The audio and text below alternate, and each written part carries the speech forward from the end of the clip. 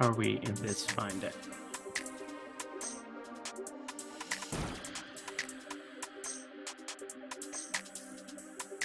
What is happening, everybody? It's time for another MLB Live Before Lock. Different start time for today, and I assume the same for tomorrow, just looking at the slate, because game's starting at 6:30. And when I initially set our schedule for today, Eric, my assumption was going to be like most days where there are 6:30 games, the slate just locks at 7. Not what they're doing today. Locking at 6:30. Probably not going to get a handful of lineups till after the slate starts. So that is something you guys should be aware of, is that we could get some weird starting lineups that end up coming in, an hour or so after the slate ends up starting, as those West Coast game lineups end up coming in. But we're going to walk you through everything that we have at our disposal here. We'll build some lineups in our Sims tools, a single lineup simulator. If you guys have lineups you want us to evaluate for you, send them into us. Send them into Discord. Send them into the YouTube chat, and Jordan could plug them in. And Eric, we have to wash away what's been a difficult day for you and your Minnesota Vikings. Buddy, like what? I mean, why does this happen to me at just random? Like, I really don't want to talk about it, actually. It is, and it's just, I mean, this time of year, football guys just get hurt doing almost nothing. Guys are practicing, and all of a sudden, JJ McCarthy, and it seems pretty, we knew he was going to have knee surgery. It didn't seem like it was going to be all that big of an issue, though, just the way it kind of popped up, where he was like, hey, have some knee soreness, want to go get it checked out. Team goes, looks at it, and all of a sudden he's out for the season. Jordan Addison, who ends up being okay, seemed like it was going to be serious, because players now also, which I understand why teams do this, whenever a guy gets hurt in practice, no need to move them, just cart them off the field. The problem is when you see somebody get carted off the field, your instant reaction is, oh, that must be a devastating injury. But we've seen a couple of times over the last couple of days, guys get carted off the field, whether it be like the Jordan Addison situations that I can't remember who else that happened Jahmyr 2 days ago. Jahmyr Gibbs, Josh Downs was serious, but yeah, we've seen a number of times that it's happened. So so Eric is in mourning today. He did send me a wall of text that it was, as an outside viewpoint, Eric, I think you could appreciate it as being funny, where Eric's just like, fuck football, fuck myself, fuck everything, and just like, I don't know, 20 unanswered fuck text chat, you like guys that. all suck, you're idiots, you jackass. So I felt bad. So I'm gonna lay off Eric for at least the first 3-4 minutes of the show here. Then very nice once you get past that part. The only thing I'm gonna ask of you guys is to like the video, subscribe to the YouTube channel. Of course, if you're watching in Discord and you're a paying subscriber to Stokastic, hit me up so we can answer your question. Just at me in the Discord channel. I always have that up over the course of the show. Shout out to Underdog, who is sponsoring today's show. Eric, any general thoughts about the slate or start time or anything like that going to potentially influence how you're building your lineups going into the slate starting here, or just business as usual? No, you should definitely have in mind the teams that we don't have lineups for. I think the Dodgers, Milwaukee, we have an hour. I'm sure we'll definitely get those ones, but Toronto and LA, Atlanta and San Francisco. I mean, we're talking about one game environment, at least with the Anaheim one. It's 81 degrees at first pitch.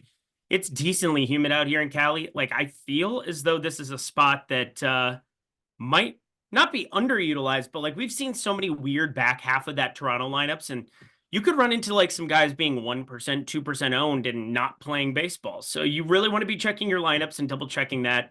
I think the Angels lineup's been it's strange. Like, that's been the more predictable one between the two. And I do think Atlanta's at least interesting against Robbie Ray, considering Robbie Ray is going to be insane chalk. Atlanta's starting to figure out some stuff. Matt Olson is, left on left, going to be an interesting one-off for me and a couple of different things. But like, I think you want to at least have that on your radar. We're getting a weird start time. I know that all the offenses you want to get to are earlier on in this, but I also want to point out the Dodgers. Now we're going to start seeing the chalk on the Dodgers coming in. Like, this is going to be something over the next month with Mookie Betts back, where we see these Dodgers really take off in ownership. And I think it's starting to come to fruition as the second most popular offense on the slate today. And let the nonsense begin. Javi Baez just scratched. So that is a game that is going to be starting. Okay. Right. And it's Javi Baez. It's not like any of us were going to have a lot of exposure to him, but you guys do have Javi Baez in a lineup, that is one of the games that's starting right around the start of lock. Javi Baez scratched from the Tigers lineup. Is it just me, or has he been scratched like 6 times this year? A lot. And I mean, he finally like did something functional yesterday, along with everybody on Detroit scoring 15 runs or whatever the shit it was.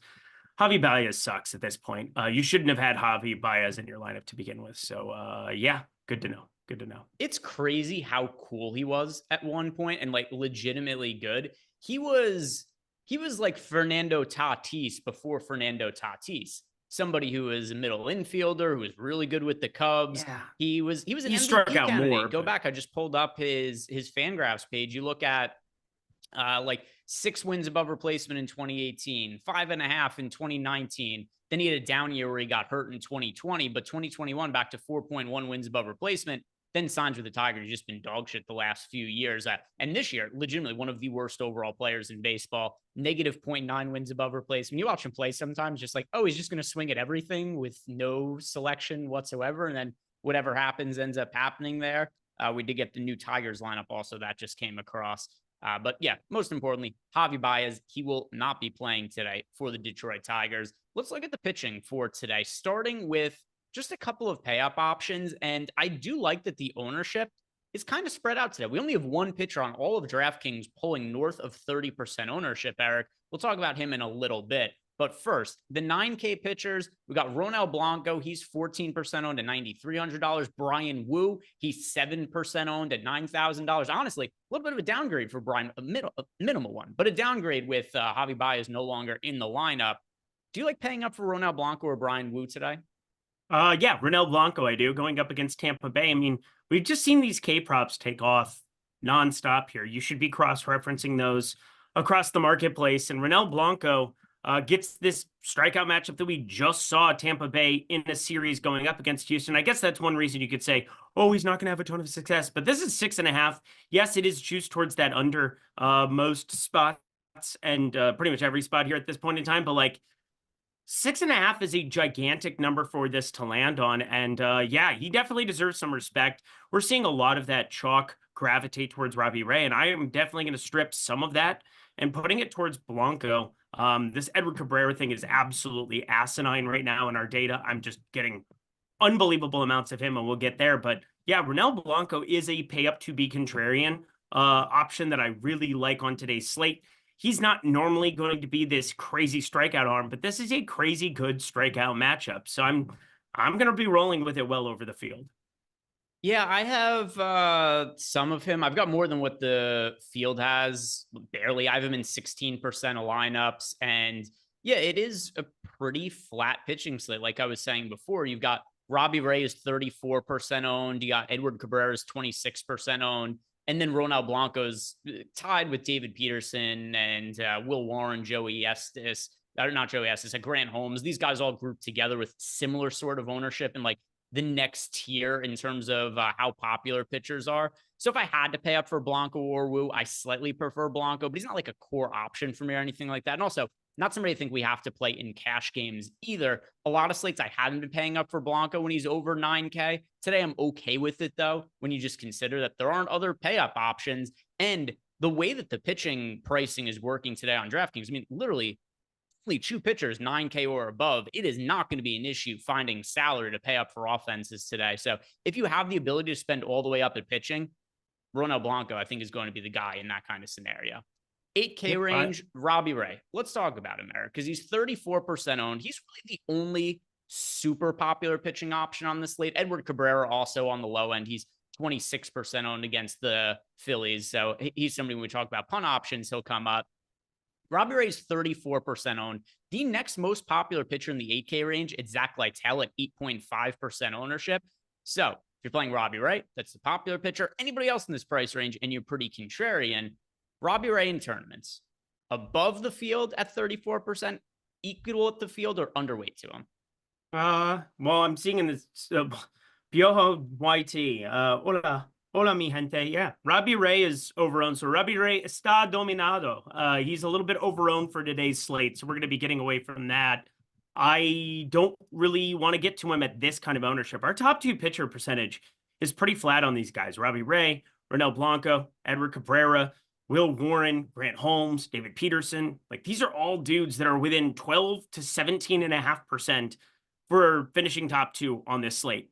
You're playing Robbie Ray in cash. I'm not even like making that a question, but 34, 35% against Atlanta. I know it's been a good strikeout matchup. I know Robbie Ray's sitting at 7.5. I can't get to this ownership on it because Robbie Ray has two main things that are really going against him. One, he walks a lot of batters from time to time, and I know it hasn't shown up in a crazy way this season, but 10.7% isn't exactly nothing. And then two, I think the barrel percentage is eventually going to get after him. We've seen him give up a lot of solo shots. This is a great pitcher's ballpark. This is a great spot to be pitching in, but I kind of like getting to more Blanco. I kind of like getting to Grant Holmes on the other side of this game. I kind of like getting to Will Warren in his matchup, and Edward Cabrera is breaking our data here at the moment. So for me, I'm at 30% Robbie Ray right now. He's a little bit over-owned here at 34%, but I'm really worried that in like single entry, he gets 40, 45, 50% owned. And I'm having a tough time clicking on it. How about you? So in large field GPPs, I think he's about appropriately owned. I've got a couple percentage points more in the field, but it's nothing really all that significant. I haven't decided what I'm going to do in single entry, mostly because I know one thing I really want to do in single entry, and that's stack the Phillies against Edward Cabrera. Like, this is just such a bizarre pitcher to be really popular. I get it. There aren't terrific pitching options today. He has some strikeout upside. He's got good stuff. He's probably a little bit cheaper than he normally should be. He's just really, really popular. So I think the Phillies present a lot of good leverage. The question then becomes, as I start to build out some of the lineups I'm looking to play in single entry, then is if I'm going to be so contrarian by stacking against Edward Cabrera, then is it more acceptable for me to just play the chalk in Robbie Ray? So I'm going to compare some of those lineups. My intuition is I will end up playing Robbie Ray in single entry, even though I think he might be a little bit over-owned, just because my lineup is otherwise going to have a lot of leverage and be contrarian. I don't hate it, but there's no doubt that he's going to be over-owned relative to his chances of being a top 2 pitcher. It's just, it's a question of everything. I mean, that's what we talk about in NBA all the time. Sometimes chalk is good chalk. He has a 7.5K prop, but I'm saying there's a lot of ways that he really blows up and that left tail doesn't look very good. And I think that that's something to be weighing out on a slate like this. 8,600 is a stupid tag for him. They have a sub-4 implied total. This is not the Atlanta Braves' fold, but the Braves are starting to find little bits here and there where guys are starting to come back towards the mean, doing what we expect them to do, I think, against lefties with Jorge Soler at the top of this lineup as opposed to Jared Kelenic. I know Kelenic's had a pretty decent season, no doubt about it, but Soler, revenge in his heart, 451 expected slugging, higher against lefties. And I just feel like this is a team that we'll see have a decent enough end of August, beginning of September here. Are they going to be all that appealing, come postseason time? We'll see. But like, God, I do look at this Atlanta lineup as one that I do want to get some pieces, even on a gigantic slate like this. Nobody wants to play him against Robbie Ray. So everything you just said about Edward Cabrera here too. I think Robbie Ray, he's got some warts as well, even though he is a much better pitcher than Edward Cabrera, no doubt about it. Let me see. I've got a couple of Brave stacks, nothing really all that significant, but the Phillies are my most rostered team on the entire slate. So I'm going to be very inclined to play them in single entry. If you are looking to pivot off Robbie Ray, which it seems it is you want to do, I know you mentioned you're paying up for Ronel Blanco a lot more than the field. He's projected for 14% ownership. Is there anybody in the 8K range you like to get off of Robbie Ray with? Because like I said before, we don't have anybody in the 8K range outside of Robbie Ray who's more than 8% owned. Yeah, there's not really in the 8K range anything I want to go to. Jose Berrios is not my guy, baby, even though I'll have a little bit. 2%. Yeah, that's a little bit. Walker Buehler, I have 0 of. I won't play Walker Buehler. I'm going to wait and see. And Milwaukee, even without Yelich, ridiculous stuff against righties. And Walker Buehler just been on the struggle bus here. And Jameson Taillon, really unappealing going up against Cleveland. I think all of my pivots basically exist in the 7K range. Like, that's going to be where I really find some leverage. There's some weird ownership going in on some guys like DJ Hurst, 7.7%. I really like getting to him. Joey Estes, I don't really like as much against the Mets. Will Warren is pulling ownership. Grant Holmes is pulling ownership. But like, I don't see the 8K range having anything I really want to get to. Like Tyler Anderson, I think has a decent enough chance to get by. Like, he's been okay, but like, I think I'm far more inclined to stack against him than roster Tyler Anderson at 87 frickin' hundred. So for me, 8K really doesn't provide anything other than Robbie Ray, but I'm not going to be directly pivoting off him to anything. Yeah, and to the point you're making before, my most rostered pitcher who's priced above 8K, or I should say priced in the 8K range, that is not Robbie Ray, it's Zach Lytle in 5% of lineups for me. So I don't like this price range very much. I do think that for sure Robbie Ray, Julius, agree with this because we got our question from our guy, Hey, I'm Drew95 in chat, asking us about cash games. Robbie Ray, easy click for cash games, correct? Correct. Here's the hard part, though. Because, Hey, I'm Drew wants to know who should he be targeting in cash games for both his pitchers as well as offense. Offense, easy. Load up on the Yankees. They're going to be insanely popular again today. Pitching, Robbie Ray, I think that's one easy part of it. Who's the SP2 for cash games, though? Ronel Blanco. It's pretty easy for me. Ronel Blanco by a mile, actually. Great pitcher's ballpark. 9,300. The reason that he's not popular on this slate is because there are offenses you want to get up for, but in cash, we're looking for security. And all you have to do is look at the implied total. Sub 4 implied total in Vegas, 3.8, 3.9, depending on the book. You've got Robbie Ray you're pairing him with. You're definitely playing Robbie Ray. But Blanco, 6.5 strikeout prop. I think despite, you could get a $6,000 Edward Cabrera who's pulling 26% ownership. I get that there's the case to say, he's going to be popular. You're going to fire him up. But like, I don't need that 3,000, 3,300 here. I'd just sacrifice one bat out of the 8 or 9 and take what I believe to be the far superior pitcher in terms of run prevention and identical, actually a little bit better. 5.5 being the Edward Cabrera number. Give me Ronel Blanco all day in cash. Let me check something here. If I don't do any stacking and just build an optimal lineup, what comes up here? What comes up in that scenario?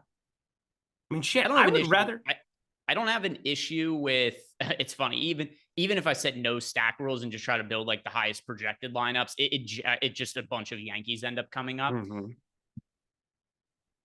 I guess the question is like, what's higher priority for you? Some of those high-end Yankees bats or some of the safety that comes at pitcher? I'm going to say I'm inclined to agree with you and just say Ronel Blanco, because if I do just run lineups based on projections, Edward Cabrera, David Peterson, they end up coming on my lines. I'm not comfortable with those guys at all in cash games, though. So I'm going to agree with you. I'm going to say Ronel Blanco is the SP2 there. And then for the other part of, Hey, I'm Drew's question, just get as many Yankee bats in there as you possibly can. If you look at our projected ownership today, the Yankees as a team are pulling 16% projected ownership. The next closest, it's the Dodgers, and they're just under 8%. Then you got the Blue Jays just under 7%. The Yankees are just going to be insanely popular today against Davis Martin. They were yesterday. The offense kind of sucked outside of Juan Soto, who was like 25% on, hit 3 homers. He did everything for the offense. I think every run that was driven in by the Yankees came off the bat of Juan Soto yesterday. So yeah, jam the Yankees bats in cash games. Yep, you are going to do that. And what's nice about the Yankees today is you have Trent Grisham at 2,700. You have like an Austin Slater at 2,200 batting leadoff for Baltimore. If you want to go that direction, I don't think you probably should for cash because of the pitch hit concerns. He has gone 3 and 4 at bats the last 2, but like for me, a lot of my questions are some of the value pieces. Like, where do I want to save? Where do I want to spend up? I think it is so very, very apparent that in my mind, Edward Cabrera is chalk because he's cheap. He's not chalk because he's secure. And when you start talking about cash games, you have to look at like range of distribution. Edward Cabrera is going to have like -15 games all the way up to like 30-point games in this matchup against Philly.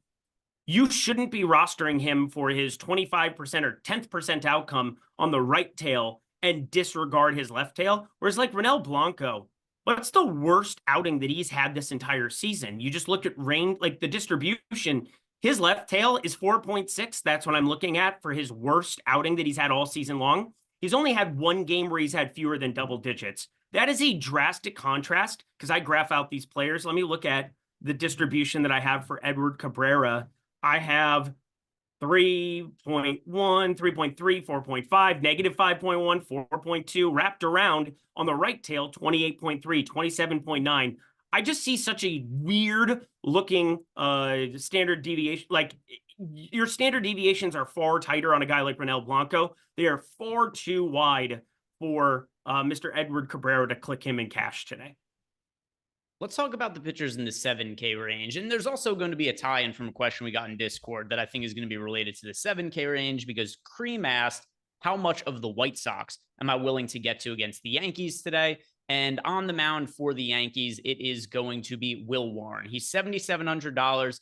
He's getting some ownership, not all that much, though, especially for a $7,700 pitcher against the Chicago White Sox.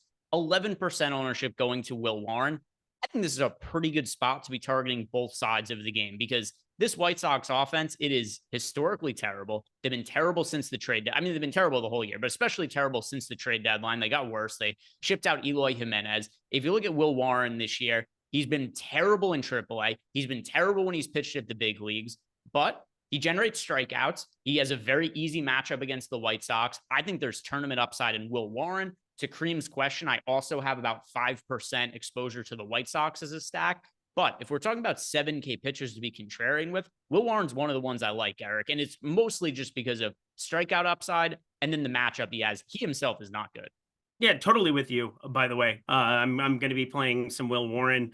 You have a 3.6 implied total over there. I mean, again, that is lower by a long shot than the 5 or 4.9, depending on where you're looking for Edward Cabrera. So like yet another candidate that I think I would rather play in cash as opposed to Edward Cabrera. I just think Will Warren, despite what we've seen from him so far in the bigs, I can kind of disregard it when you have Vargas, Fletcher, Robinson, something named a Chucky Robinson. That sounds like a, I don't know, sounds like a place you could play arcade games. And Brooks Baldwin down there at the 9-hole, who just sucks every time I watch his at bats.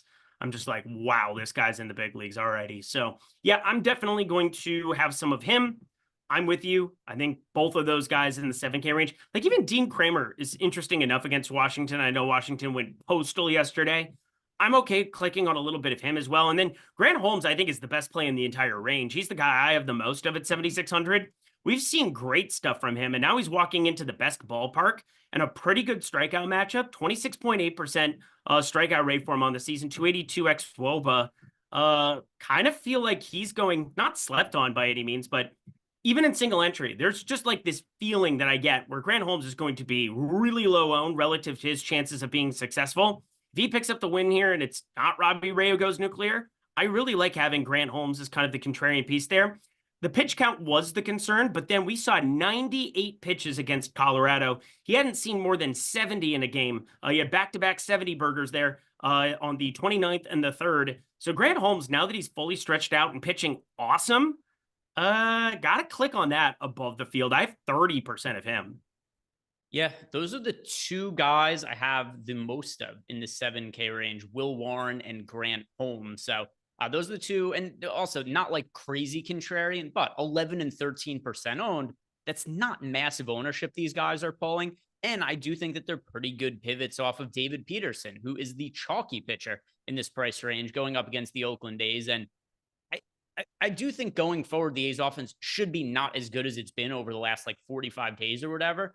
But pitchers are getting crazy inflated against Oakland, and it is going poorly more often than not. Yesterday, you and I were talking about, we don't like Paul Blackburn. We don't think he's good. And the matchup wasn't even all that easy going up against Oakland. What happens? Slate locks. I go, look, oh, cool. Paul Blackburn, who I didn't really like yesterday, you didn't really like, is 45% owned in single entry and immediately gets his face kicked in, as so many pitchers have had happen to them against the Oakland A's when they've been chalk as of late. So David Peterson, he has strikeout upside. He's cheap. Like I think that Peterson's a better option than what Blackburn was yesterday at his price point, and then also considering the other options on the slate. But relative to ownership, I like Will Warren and Grant Holmes both better than Peterson. 100%. Let's see. Was there another question? Not from Discord. We did get some super chats here. First, shout out to Chris Williams. He gifted out 10 YouTube memberships. So as always, Chris, thank you for supporting the channel. Anybody else who wants to support us, simply like the video and subscribe to the YouTube channel. And then a question from Chris. He says, great show like always, fellas. Question. Only playing the night slate on DK. Do we mind ranking the pitchers that we like in order? The 4 pitchers that he has to choose from on the night slate. Robbie Ray, Holmes, Barrios, and Anderson. I actually like them in the exact order you typed them. Ray, Holmes, Barrios, Anderson. In that order. I'm going to go Holmes, Ray, Berrios, Anderson, purely because I expect on the night slate, we're going to see like 85, 90% own Ray. So relative to their ownership, I'm going to actually flip it and say Holmes. Yeah, so I'll tell you what the expected ownership is on these pitchers. We have Robbie Ray projected for 72% ownership, which is a lot, but it's not like for a slate that only has 4 pitchers, it's not that insane. Right. Then Grant Holmes is 50% owned. Barrios is 40% owned. Anderson is 37% owned. So with Robbie Ray being 72% owned and not being like a 90-95% number, I don't really have that much of an issue with 72% because I don't love Anderson or Barrios, particularly when you consider that they're $87 and $8,500. So I go Ray, Holmes, Barrios, Anderson. Okay, that's fine. But yeah, splitting hairs there. Splitting hairs. Thank you for the super chat, Chris. Those are the orders that end up Eric and I mostly on the same page, just a little bit of a difference opinion on 1 versus 2. But I mean, if you're building a bunch of lineups and we said this is our first favorite, this is our second favorite, you have to roster 2 pitchers on DraftKings anyway. They're probably both in most of those lineups. Yeah, and to be fair, if I were making like even 5 lineups, I bet I would have all 4 in some capacity. And then we got it was a Clayton, I see your question. I sent it over to Jordan. I texted to him so we could plug your lineup into the single lineup sim. So we'll check that out in a little bit here. Oh, you already ran it through, Jordan? Yeah, looks pretty solid. 20.2% sim ROI. He's got Peterson in the lineup. He's got Edward Cabrera. So going very cheap at pitcher, enabling him to spend up for some extra bats there. It's not the players that I have the most exposure to, but it's a lineup that projects decently well. Anything else you want to talk about as far as the 7K pitchers are concerned on the contrarian? If not, we'll talk about Peterson. Yeah, let's talk about Peterson. Okay. So as far as Peterson goes, the reason I like him more than Paul Blackburn yesterday, number 1, he's cheaper. Number 2, also, I know he hasn't generated a ton of strikeouts this year, 18.4% K rate, but the last 3 years, 26% strikeout rate, 28% strikeout rate, 24% strikeout rate. I think Peterson brings a little bit more upside to the table than Paul Blackburn does. I do think he's a little bit overowned. Is Peterson? He is projected for just under 20% ownership. And then on top of that, we've just seen time and time again lately that pitchers' ownership ends up getting inflated against Oakland. Maybe the field will finally change tune on that because it's been going so poorly as of late. But considering the ownership on Peterson, I would rather go to guys like Will Warren or Grant Holmes, but I'm not going to say that Peterson's unplayable. Yeah, he's not unplayable today. My big thing with Paul Blackburn yesterday was he was just so damn popular. I couldn't believe it. Yeah, especially in single entry. It was pretty wild. Yeah, it was absolutely insane. So 18.5% ownership against Oakland. And let's also not fail to recognize that the best hitter in Oakland and a top 5 hitter in my model all season long, Brett Rooker, is not in the lineup. That is a gigantic deal. You had a deal with Brent Rooker if you were Mr. Paul Blackburn yesterday. David Peterson not having to deal with him today, that matters. That definitely matters a lot. That's a good point as well. And, you know, individual hitters, they matter a little bit, but not a ton, right? Because it's not like, the 5 hitter or whatever is out of this team's lineup. It's not the same as basketball where it's like this pitcher becomes a can't miss or anything like that. But it does benefit Peterson a little bit on a slate that has somewhat flattish. Well, what it is you have to look at like the replacement hitter. Who is it? Like, what's the difference between him and Daz Cameron? I would argue a ton. And that's where it gets to be a little bit more nuanced. Like Daz Cameron, 447 expected slugging, 50% hard hit, decent enough stuff. He's in there against a lefty. That's the whole reason that they're probably comfortable just having it be the day off there. JJ Bleday in there. He's actually been all right against lefties. So, better BABIP against lefties than he does righties, which is kind of interesting. But I am still looking at this as a massive difference between Daz Cameron and Brent Rooker, who's just kind of proved it time and time again. Generally speaking, though, like if it were George Springer not in the lineup for Toronto and you're replacing it with somebody else, like it's not apocalyptic, but we're talking about one of the elite hitters in baseball so far this season. So obviously you look at that and it's got to make David Peterson better when he gets on the, or make him feel better when he gets on the mound for sure. Are there any other pitchers that you like in the 7K range? If I had to rank these pitchers, by the way, of the ones that I'm getting the most of, it's Grant Holmes 1, Will Warren 2, and then a third for me of the pitchers in the 7K range is Peterson. Anybody else that is important to you in this range? Grant Holmes 1 by quite a bit. Will Warren 2. DJ Hurst 3 for me and David Peterson, but I don't have a problem with David Peterson by any means. DJ Hurst just has great strikeout stuff, and this is a great ballpark for lefties. I think if I were building one tournament lineup today, I think I'd probably just go Holmes maybe to get away from Robbie Ray and go Hurst and just save the money, play some Yankees. If you're going to play some Yankees, you might want to do something a little bit different at pitching, and I think DJ Hurst is more than serviceable. 215 expected batting average against 29% K rate, and his fly ball stuff, his 10.4% barrel percentage that can bite him in a lot of ballparks, is definitely muted for the 23-year-old when you head to a ballpark that is as cavernous out to left field as what Baltimore is. So I think it's a sneaky spot for him to potentially be like that difference maker in tournaments. Want to talk about the punts, or is there anything else you like in this price range? No, I hate the punts, and I hate the ownership on Cabrera. So I almost just want to be done talking, but I suppose we should talk about, I mean, Alex Cobb is name recognition. I can't imagine clicking on him. Davis Martin, no thank you. Brian Sammons, who is that? And then Edward Cabrera. I mean, my dear God, this is absurd ownership. The Edward Cabrera, like, I get it to an extent because people want to pay up for the Yankees. And what's going to happen is if you want to pay up for the Yankees, you have to save salary at pitching somewhere. Your options are mostly terrible. You have Edward Cabrera, you've got David Peterson. You could go to guys like Will Warren and Grant Holmes, like Eric and I like, but they're 76 and 7,700. People do need a little bit more salary saving. So because everybody wants to jam the Yankees, Edward Cabrera just kind of becomes the cheap play who has the most strikeout upside, is the name people click on. I understand it from the lineup construction standpoint, but then you look at all of our simulation data, our top pitchers tool, our top stacks tool, our sims. Here's what ends up happening. I get underweight to the field on Edward Cabrera. In turn, I get underweight to the field on the Yankees, and everything pushes me towards the Phillies as being the best stack on the slate. I love that makeup for lineups for today because this Edward Cabrera owner, nearly 30% owned Edward Cabrera. It's pretty insane when you consider not only is he pitching against the Phillies, Eric, he's on the road in Philadelphia against the Phillies. If he's able to get through a few innings and not get totally blown up, yeah, he's got good enough stuff where he can generate strikeouts. He's the cheapest pitcher on the slate. You could see him being okay. I think the most likely scenario here, though, is he gets hit really hard by the Phillies. Yeah, and I mean, I was big advocate of taking shots on Edward Cabrera against Atlanta in that spot where he went completely nuclear.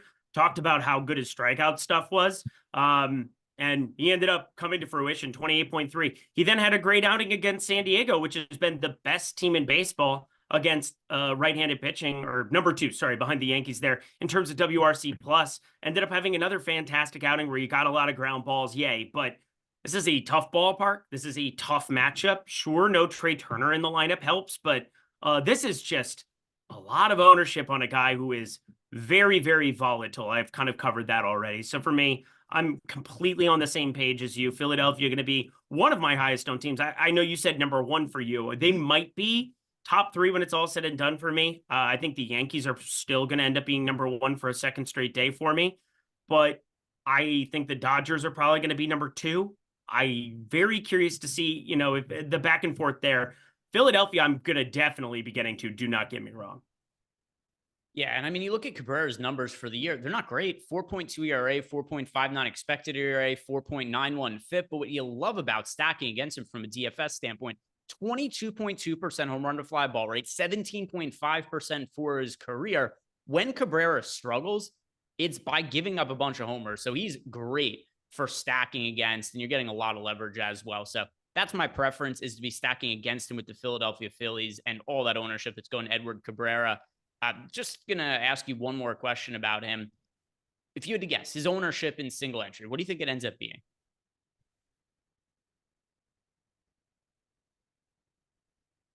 I'll say I'd set the over under at 25.5.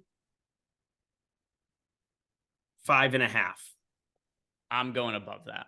You really think he's going to, if he's going to be that much more popular, I mean, I would be floored that people wouldn't have like some concern there, like some serious concern there. That would be weird to me. I mean, I've been surprised the last 2 days. I feel like Monday, you know, we were going back and forth where it's just like, oh my God, everybody. And I'm a Luis Heel guy. And I was shocked by that ownership, not believing that on a slate with Ray and Sale, people wanted to get there that much. Yesterday was Paul Blackburn. Today, it's going to be Edward Cabrera if it's going to be over on that. I'm going to take the under at 25.5 in the 121 single entry. The reason I'm taking the over, other than it's just generally how single entry works, where the chalkiest players are even Yankees. more popular. So Yeah. if he's projected for 26.5% ownership in large field GPPs, I assume he's going to be a little bit more popular than that in single entry. But then also, I think that the Yankees are going to be really popular in single entry, and you kind of need Edward Cabrera to some extent to unlock that, unless there is some other punt that's going to be popular. And I just don't really see who else it is the field goes to. Maybe Peterson comes in at like 30% owned in single entry. Maybe Grant Holmes does end up being 25% owned in single entry or something like that. But I think the field might end up playing a good amount of Edward Cabrera. And that's another reason why I like stacking the Philadelphia Phillies. I don't like really any of these pitchers who are priced below David Peterson. And there are other pitchers who are cheaper, like more than Peterson. So I can't really make a strong argument for Alex Cobb, Davis Martin, or Brian Sammons as pivots off of Edward Cabrera. I didn't know who Brian Sammons was until last night. He also spells salmon wrong. Yeah, I was so confused. I'm like, bro, your family lineage is fucked. Anything else that's important to you at pitcher on the DraftKings side of things? No, I mean, I think there is a fun 7K range. I said I'm not playing anything in 8K outside of Ray. I'm a little bit under on Ray, but I am very much going to be over on Warren, Holmes, Hers. I'm going to be a little bit below on Peterson, but I'm going to have Peterson double digits. Somebody did have a super chat asking about Alex Cobb. I can't do it. I know that Cleveland's done so many good things with arms for I don't know how long. Stephen Vogt been an awesome manager here, just taking over where Terry Francona left off. Like everything that Cleveland's done as a organization that I just didn't expect to be this good. But 82 pitches in his first start, did induce a ton of ground balls, but no swing and miss stuff. Really looked a little bit strange to me. I think he had like 3 swing and misses the entire game, 1 strikeout against my Minnesota Twins because I was watching that one.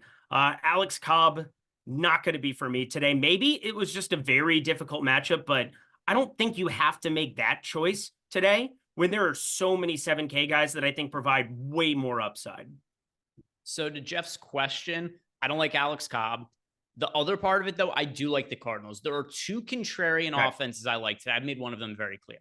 I like getting to the Philadelphia Phillies a lot for leverage. The other one I like, though, is the St. Louis Cardinals against Carson Spears. So those are my 2 most rostered offenses today. The only reason I like the Phillies more than the Cardinals is because the added leverage you're getting against Edward Cabrera.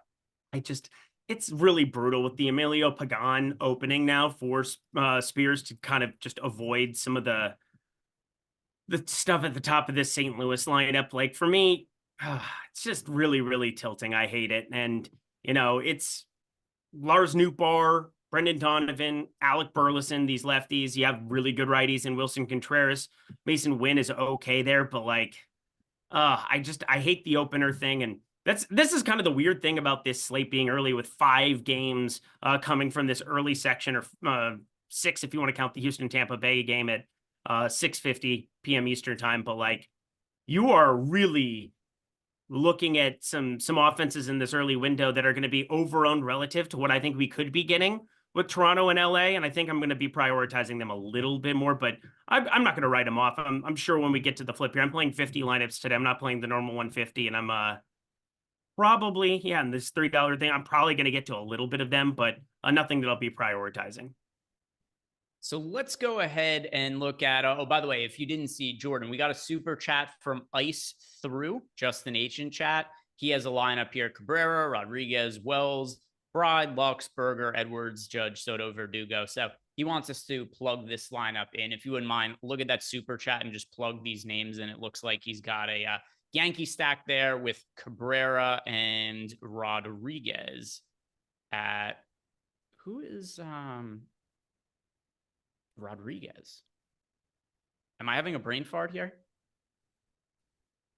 No, he wrote right underneath it. He said Peterson, not Rodriguez. Okay. He literally put it right underneath that who super the hell chat. is Rodriguez? That Yeah, picture? Erod from yesterday or some shit. I think he was. Yeah, I was looking. I was like, which pitcher can I think of? And then also you have to go through the Rolodex because there's 78 different Rodriguez's in baseball. Greg, your life is so hard. I feel so bad for, man. It is really tough to be you. We're all going through it. Hey, I was just reading the super chat. Reading the super chat. I'm just fucking with you. Shut up. Let's go. Oh, there we go. Charles Moran, Eduardo Rodriguez. Yeah, there's a lot of Rodriguez's. Let's see how this lineup ends up rating out. Also, sponsored today by Underdog. As Jordan plugs in the lineup, if you guys want to check out Underdog, sign up now using the link we have below. You get a 50% deposit bonus up to $250. Great way to build your bankroll over there on Underdog. You start with an extra $250 in your account. And then also, if you're going to be doing some best ball drafts, we got football season starting less than a month away, actually, because we got, what is it, September 5th? So like 20-something days until the start of football. If you're going to be entering best ball drafts, you want to take advantage of that deposit bonus, and you also want to take advantage of our totally free best ball projections that are available over at Stochastic. What we have here is a 6% sim ROI lineup. So yeah, Justin, it looks like a playable lineup for sure. Not like the highest sim ROI in the world, but a positive lineup. So I think it's one that you could roll out. If I had to offer one piece of advice here, if possible, maybe add, because I think it's a 4-man Yankee stack. Potentially maybe change one of the other players in the lineup to a Yankee to make them a 5-man Yankee stack. And then Eric and I have to have a conversation about the Yankees as well, because they're clearly the best offense on the slate from just an expected production standpoint, Eric. However, this is going to be the exact same thing we brought up yesterday. They're projected for 16% ownership. So they're coming in over-owned for this. I think this was the case as well yesterday, if I remember, at least on the FanDuel side of things. Than DraftKings, it wasn't quite as crazy. Single entry was a team that was projecting to be over-owned, but for large field tournaments, they looked fine to end up be getting to. Today, though, 16% ownership, 13% chance to be a top scoring stack. They are my third most rostered offense on the slate, but that has me at about half of the ownership the field has. Yeah, that's kind of what's interesting about this slate is that the Yankees, I'm actually making a little bit larger stand than you are on them. So I'm going to be over on it, but like, I'm doing so many balanced things, I think, in the pitching department in the 7K range. I feel pretty comfortable getting to the big boppers on the Yankee side. We also get some real interesting salary relief today. You get a $2,700 Trent Grisham batting 6th today, which is kind of interesting to me. We have Cabrera and LeMahieu. They're always at the bottom, both sub 3K. Like, that's not an issue. Gleyber Torres, 3,600.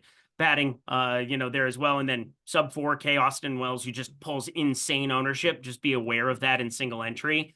But like single entry today, I am going to play Judge and Soto. I think I'm just going to play Judge and Soto in it. Because I'm going to that 7K range and I feel pretty comfortable being able to make that work with things. But the Yankees as a whole, they're so easy to stack up in so many different ways. But because I'm getting very contrarian with pitching, I'm all right being overweight to them in a pretty pronounced effect. I have them in 22% of my lineups. So I have 5-man Yankee stacks in 22%. I think you're going to run into a lot of Ray plus Yankees. So you want to make some sacrifices if you're going to be jamming Ray. But it's just this push and pull effect of what the Sims tool is helping you build out. And for me, I'm just going to be playing more Yankees than you. I have a bunch of them as one-offs. Like, I have a good amount of Aaron Judge, not as much as the field. And we've got Aaron Judge projected for 30% ownership today. It's a lot. Juan Soto's projected for 22% ownership. It's a lot. I've got these guys in lineups. It's just hard for me to get to them as much as the field. I get why people want to play them, especially Soto, because he just hit 3 homers and scored a gazillion fantasy points yesterday. I like the Phillies a lot, though. That's my preferred spend-up option. I like the leverage I'm getting there. You're getting them for like, a fourth of the ownership of the Yankees as well. If somebody plays them, I'm not going to say they're unplayable. I just have less than the field. Jordan, whose lineup was that you had in the single lineup sim? Oh, so Ryan's lineup. Here it is. So yeah, Ryan, this lineup did rate out as negative ROI. Let's see. What's the reason for why? So it looks like we have a FanDuel lineup here. Did he not make a stack?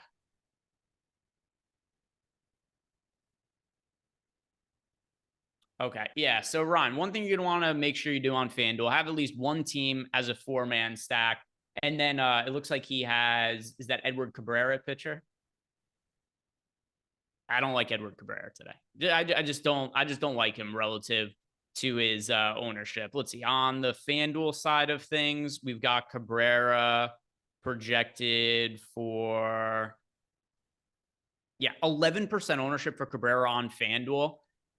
There's other directions I'd rather go. Cabrera's the 3rd most popular pitcher on FanDuel. Funny enough, you actually got really cheap pitchers to go to on FanDuel. Will Warren at 6K, so he's 14% owned. Grant Holmes at $6,100, he's 13% owned. I much prefer them for cheap to Edward Cabrera.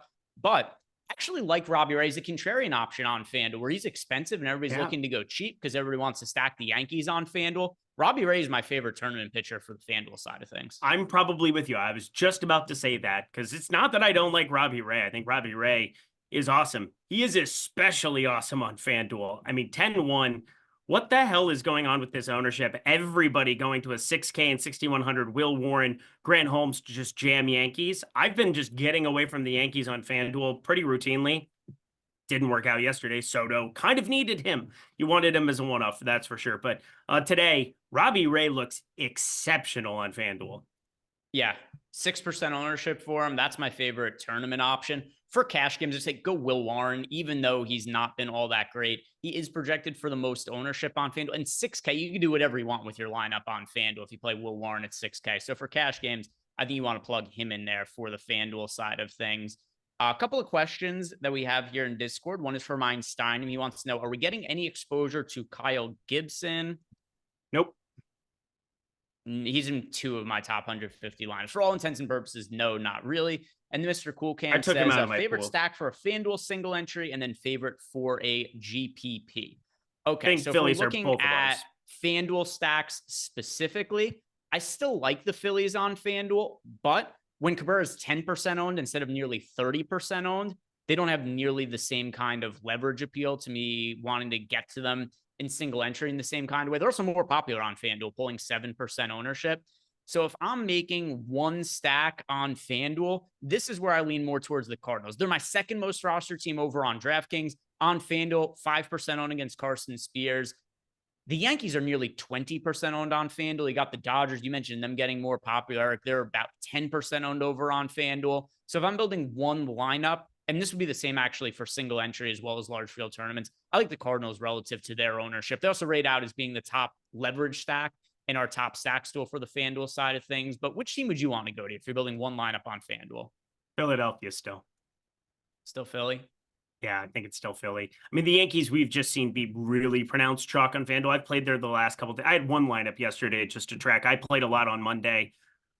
I'm not going to play there today. So I will say that's kind of the deal. But I did build up lineups over there. And Philly was one. Dodgers were two. I really like the Dodgers over there as well.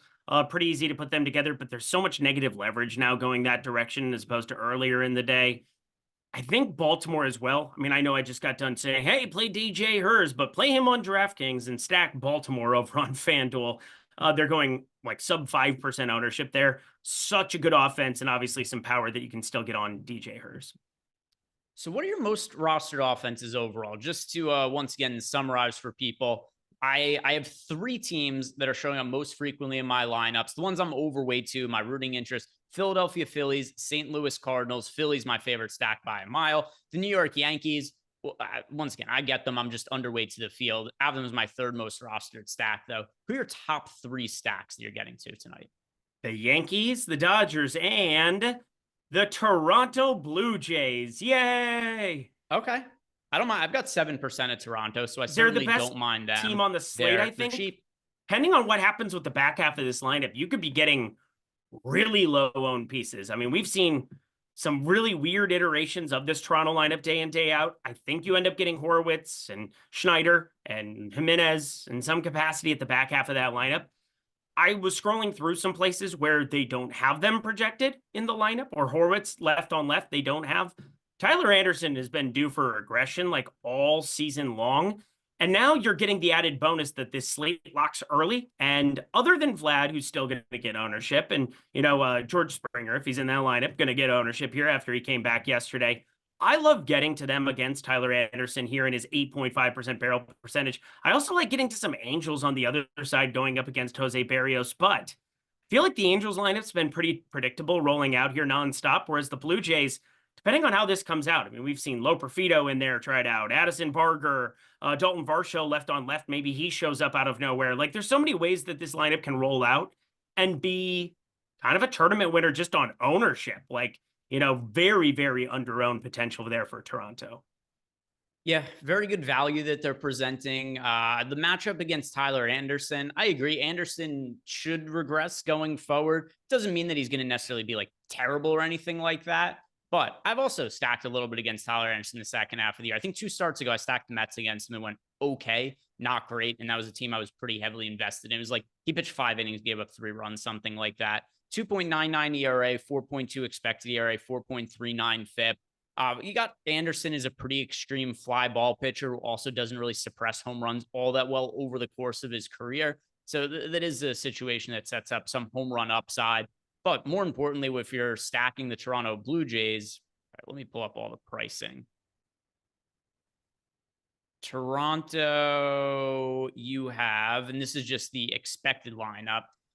Springer, 4,500. Varsho, 3,700 if he's in the lineup. Vlad's expensive, but Kirk is 3,300. Uri Clement is 3K. You brought up Spencer Horwitz. He's 3,900. So a lot of these guys have MPE. You got Will Wagner. He's got MPE. He's only $2,200, and he's been ridiculous so far in the early stages of his career. Only been 2 games, but still 14 and 15 DraftKings points in those two. Stop talking. Stop talking. Yeah, what's up? We don't want to talk about him. Why not? I hope he's the one guy I want to have be in that lineup more than anybody else. It's hard to say, right? Because you don't know what they're going to do with him left on left. My gut feeling is he's been so good in his first couple of games, you just put him in there, even though it is up against a lefty. Yep, I hope so. Will Wagner, again, these are the guys I want to get to. And this is why I'm playing a ton of Ronel Blanco relative to everybody, too. He's my highest owned pitcher now on the slate. A lot of that is just the potential value you get with Toronto is just ridiculous. And I'm just so much more secure going to Ronel Blanco, Yankees, the expensive Phillies, and, a smattering of every Philly, basically. The Dodgers, I have a ton of. Like, these are the expensive offenses along with an expensive pitcher that then I have access to by just playing more Toronto. Yeah, it's as far as value stacks go, let me think about some of the other cheap stacks that I have in my lineups. Pulling that up here. Toronto, I like the Angels a little bit for value as well. I played them a little bit as a really cheap stack. Those are the 2 really cheap offenses that I have the most. By the way, whoever's lineup that was that Jordan plugged in looks pretty decent there. 9.1% sim ROI. Yeah, so those are the 2 cheap stacks I get to. Angels as well as the Blue Jays. Are there any stacks outside of the Blue Jays you like getting to save salary with? Yeah, a little bit of Washington going up against Dean Kramer, lefties, specifically James Wood, CJ Abrams, couple of minis of them. You're just looking at pretty decent power numbers there in a ballpark where lefty power is going to play up a little bit more. Who else do I have for cheap? There's one other team that I was talking about. Not the White Sox today, although Will Warren hasn't exactly been good. I thought it was a little bit more viable yesterday to try to attack Nestor Cortez. He pitched awesome. So Nestor Cortez, that was the side of it you definitely wanted to be on there. But as far as value goes, I mean, I have some Oakland Athletics going up against David Peterson. He's been bad, but no Brent Rooker. Doesn't help, but it makes him a little bit cheaper. So they're smattered amongst some lineups. Yeah, nothing really else that's showing up in like a considerable fashion. I have 1% Chicago White Sox stacks looking at let's see. Yeah, so see, this is my top 152. I have to trim this to 50. So I'm going to be probably ending up with 0 when it's all said and done. Oh, Miami. Miami's looking pretty good for me, too. Xavier Edwards, Otto Lopez, and then that Jake Berger fellow. Heard he's hitting the baseballs pretty freaking well. You go, Tubby. It's your birthday. It's anything else you want to talk about? If not, we will do our home run picks. We'll read off some of the chat's home run picks, and then we'll take off for the night. Yeah, let's get out of here. All right, guys. If you haven't done it yet, like the video, subscribe to the YouTube channel. If you want to sign up for any of the tools at Stochastic, also sign up using the link below in the description box. One other thing that I want to note is that not only do we have the single lineup simulator available for baseball, it is also now available for PGA, just for the main slates right now, coming for Showdown right now, just for the main slates. But that is also something you could play around with if you're a PGA sub. Eric, who's the dong of the night? Who's going yard? Alejandro Kirk. Do we want to get just absolutely absurd? I think I kind of do. Alejandro Kirk should be back in this lineup, and we've been like giving pretty not like way off the board, like Matt Wallner and Vlad Guerrero Jr. was yours yesterday and things of that nature. But Alejandro Kirk, I'm pretty positive is in this lineup no matter what, going up against Tyler Anderson, and I'm just looking at getting some extra Toronto exposure based on the fact that we do not have their lineup out right now, and it could end up being very, very different than what we expect here in some capacity. But Tyler Anderson has been due to get absolutely smacked around here in some capacity. And Alejandro Kirk from the left side, or sorry, from the right side, it is going up against lefties. 164 expected ISO, 14.8-degree launch angle, only 1 home run. And I wanted to get off the board for the people. Alejandro Kirk, best available number betting wise, plus 600. A little bit shorter than you might expect for somebody who hasn't been hitting very well here from the right side. But here we are. Somebody I think is due for positive regression. Alejandro Kirk. Wowzer. Bryce Harper for me, going up against Edward Cabrera. And I know a lot of people might be like, oh, Bryce Harper, that's a lame pick. But Bryce Harper, 5% on JT Realmuto, 5% on Bryson Stott, 5% on Sosa, sub 5% on Kyle Schwarber, sub 5% on. These Phillies are not going to be popular. All those guys I just read off, I'm at least 4x the field on all of them. So that is the way that I like attacking the Philadelphia Phillies stacks. Now let's see what we have from the chat for home run picks. Let's see. First one coming in here. It is from Doug Dobbs. He's going with Jake Berger. We've got Alex Bregman from Blake Moore. Heimer Candelario from our old pal EMAC. Mark Ventos is the pick from Charles Moran. Gavin Sheets from Frada Louie. We've got Zach Geloff from Jake DeWitt. Helio Ramos is a pick from Aaron Hines. CJ Abrams from Ken Ratty. We've got C4 Kami going with Shohei Ohtani. We've got Tommy Pham from Paul C.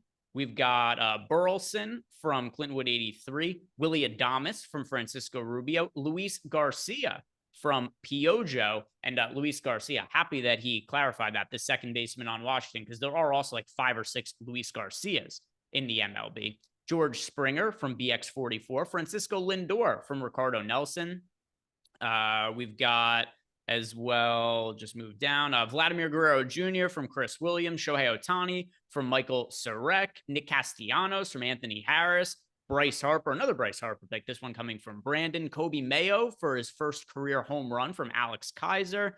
Then we've got Nick Plum saying Austin Hedges, Taste the Skittles is going with Kyle Schwarber, Bryce Harper as well from I'm a Loser Till I Win the Millie. And then that is going to wrap it up for us, but not before Jordan Klein, who homers tonight?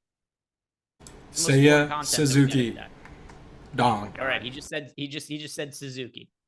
All right, so Jordan's going with Suzuki. You really should just throw out some like common last name. Just say like Chan and see if anybody and have the entire 6 guys that are in lineups. Thank you very much for watching. If you've not done yet, like the video, subscribe to the YouTube channel. I've got dinner to do today. Going out to dinner with my parents. My mom just came back from Alaska, so that's going to be nice today. Hope you guys enjoy your night. Eric and I'll be back tomorrow. 5:30, I believe, is going to be the same time for lock, or 6:30 Eastern time, so 5:30 showtime. It looks like that's when the slate is going to lock, but we'll see. Maybe they do something weird and there's a really early slate lock, but we'll keep you guys updated. Thank you very much for watching. Have a great night. See you guys tomorrow.